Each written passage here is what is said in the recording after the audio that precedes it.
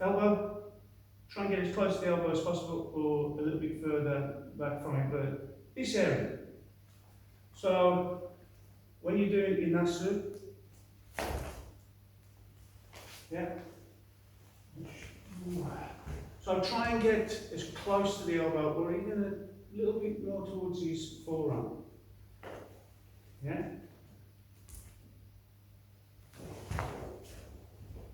Yeah. So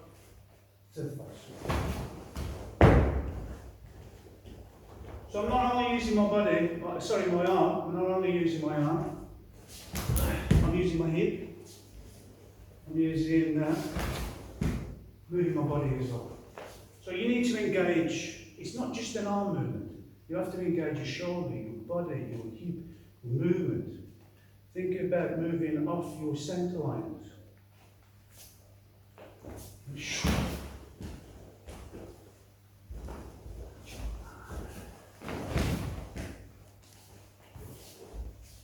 I don't know what Sensei is feeling.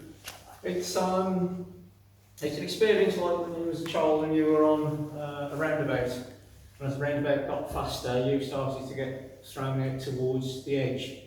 So I'm making a linear movement, but the effect is, Sensei's technique is suri, robbing.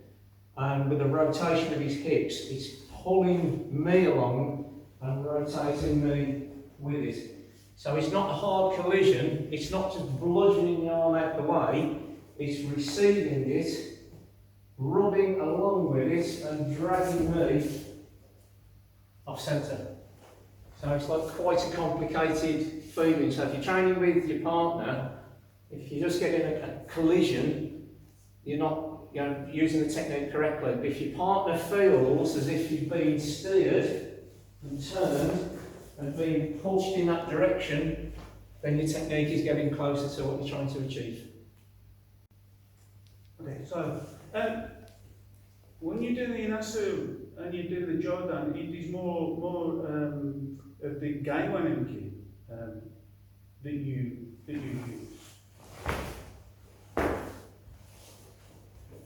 When it's Jodan, it's more of a Gedan Barai.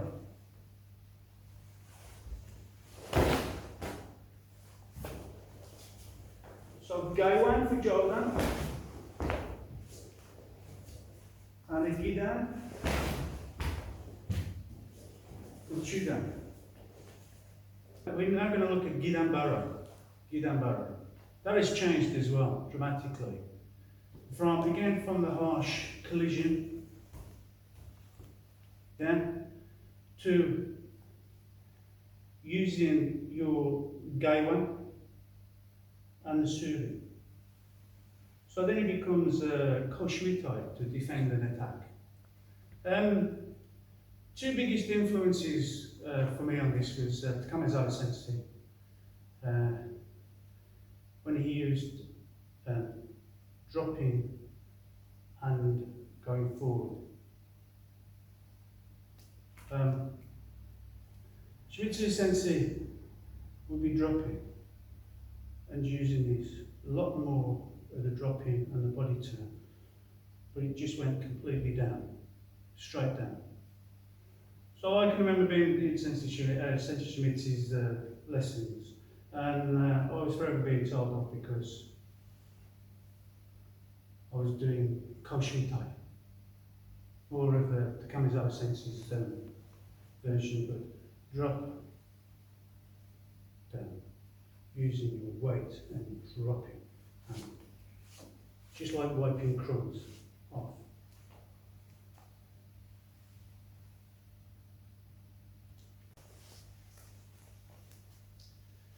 So again, worst case scenario, but you would be trying to move your centre and you'll be trying to move your body as well as doing the uke.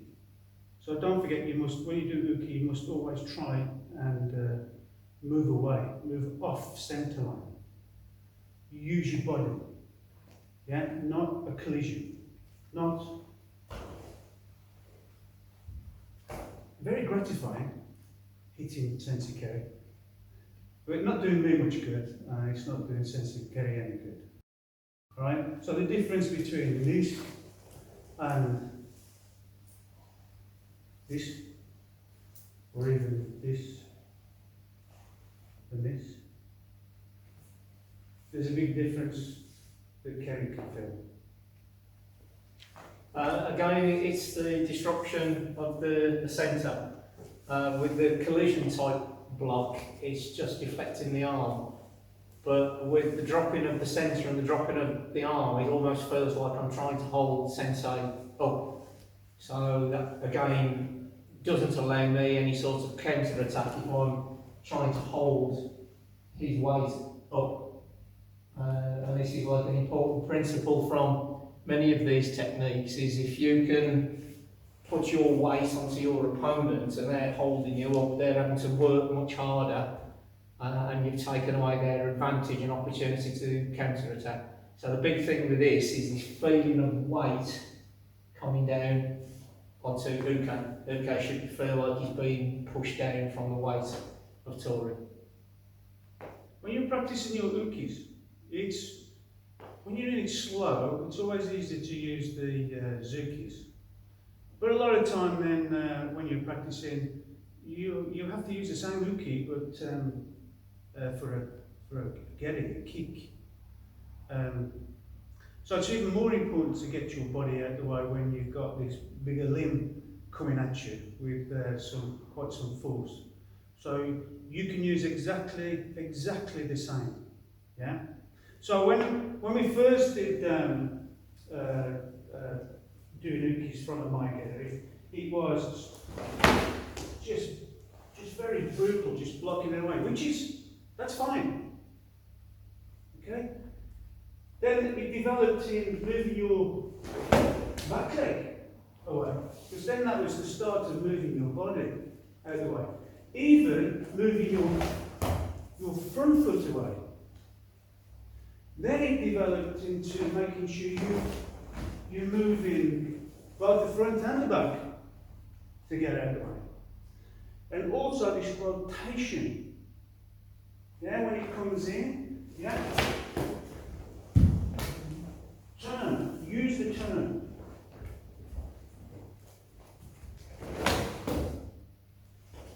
Use the turn, meet it. But like a snow plough, you want to redirect it, not hit it 90 degrees on. Like an aeroplane coming into landing, it doesn't come into landing and go bang, unless it's a jump jet. Yeah? Or the pilot's got his L plates on. Right? It needs to glance and come in to land. So when you come to meet the kick, try and meet it and glance it away, not try and hit it away. For sure. Yeah? Very gratifying, but when you've got a big limb with a kick coming on the end and it's meeting this smaller limb, which one's going to win? This one. So you have to make sure you move your body, move any attributes you can give to it. Yeah, by rotating and moving. From Uke's point of view, the hard impact, although it's redirecting the kick, I'm still landing in posture, in stance, so I could mount a counter attack if we demonstrate that. So I can still counter attack because I'm in posture, but with the forearm technique, again it's this revolving or centrifugal force. I'm being catapulted off 45-degree angle and I'm losing my centre, so I've lost my ability to counter attack. When you're doing your ukis, it's not just moving backwards and to the side, but you need to think about moving forward, because when you're in this stance, even when you're doing your partner work, you should never think, I'm defending, Sensei's attacking. You should never think that, because then your mind gets into this negativity that you are the loser. Yeah? So you need to reverse the roles. So even if Sensei's attacking here, I need to attack. So we can use Nagashi, but also use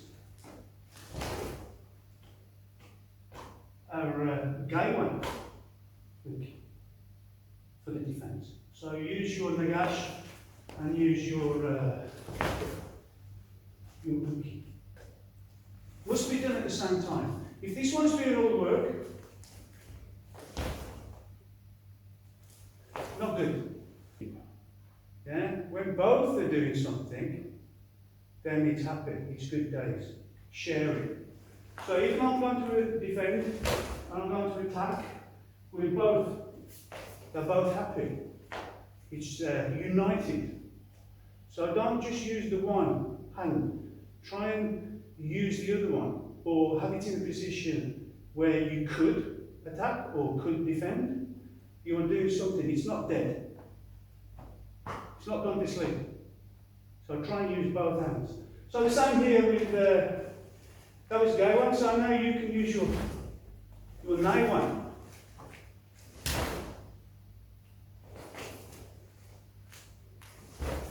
Your nai one.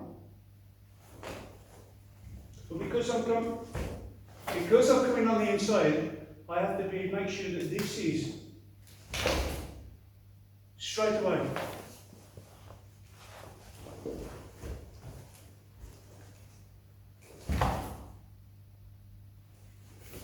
So using the Nagashi, make sure you're using both hands, make sure you're using the rotation, and make sure that you are using both hands in unison with your body.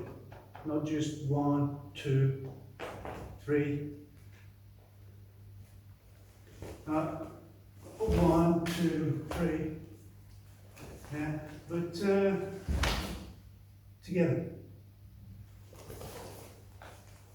A good way to practice both Gai-wan and Nai-wan is to be on the spot, move off the center line, and to use your Gai-wan.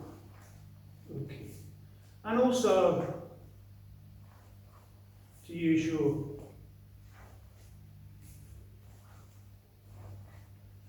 Nai-wan. So that is a good basic way to practice both. Especially going up and down the room using your basic kyons. Once you've done that, then you can practice with your partner. So a good way to get it fluid and make sure you are covering. So slowly, Nagashi. Yeah, using your Gai-wan. Then going through and using the same hand for your Nai-wan. Okay. So again, use your Nagashi through using your Nai-wan. Okay. A little bit quicker. Yeah, so it's Jodan, push through, and Nai-wan. Now go look at Jodan Uke, head not getting hit. Obviously by moving the head, this is Jodan Uke. Again, when we started off, it was just basic brutal. Yeah? Jodan Uke. Oh. That changes slightly. When I was with Takamazawa Sensei,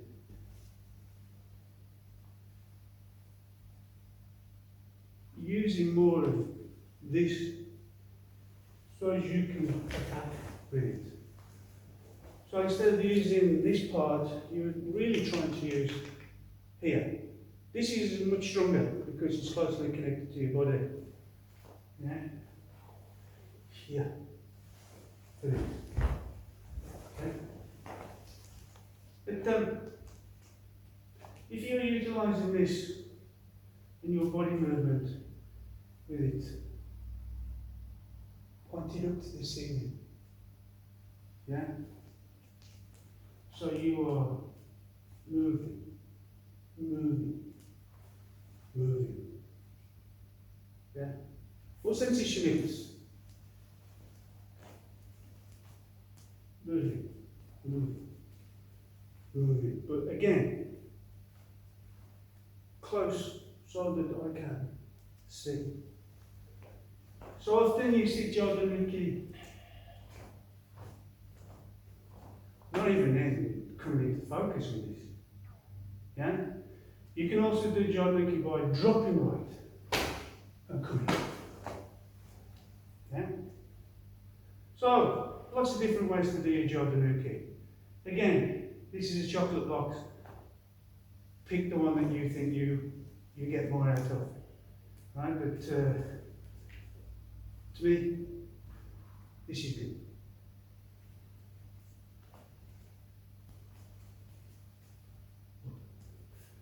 Okay. Where do you see this again? When you're doing your kata. Not this. But you've got the full. Yeah. So when your instructor tells you, put your shoulders back, so that you've got a good clear vision. If you take one of these hands away, you've got your Jodan Uke. Yeah? And always try and almost like point where you are going with your uke. Yeah? This plays an important role, not just for your Jodan Uke, but when you come to do your Kamitegata or your Kions. Yeah? It's not just here, but if you point where you want them to go. Look the direction that you want to go. Point down. Point down. Focus your energy downwards.